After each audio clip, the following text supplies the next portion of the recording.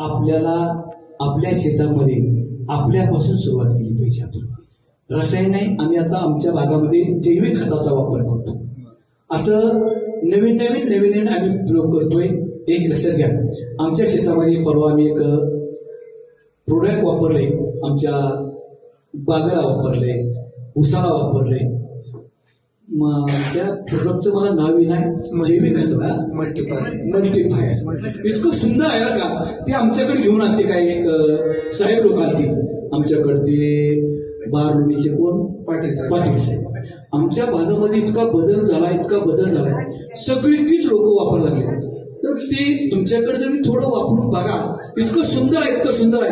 मग तुम्ही मिरची असू द्या, तुमचा भोपळा असू द्या, तुमचा दोडका असू द्या, तुमचा काही असू द्या, आणि तुम्ही थोडं करत चला. जर आपल्याला जीवन जगायचं असेल, भरपूर जगायचं असेल, आता 80 वर्षाच्या लोकांना चष्मा नाही. माझे वडील 80 वर्षाचे वारले, त्यांना मरेपर्यंत चष्मा नाही. आता मला ज्ञानेश्वरी वाचायला बसलो, तुम्हाला चष्म्याशिवाय वाचायचं नाही, कारण काही आहारामध्ये बदल आहे. आपण थोडी जरा जैविक शेतीकडे या, सगळेजण या.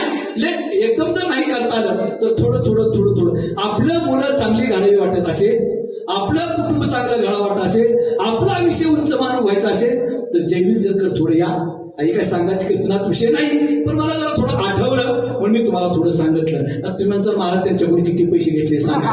नाही, मी त्या महाराज एक मला आठवलं म्हणून मी तुम्हाला सांगितलं. मी सगळ्यात चांगलं आहे. सगळी गोड मंडळी, काय माझ्या कोण चुकला असेल, वागला असेल, मी पहिल्यांदा चालू आहे.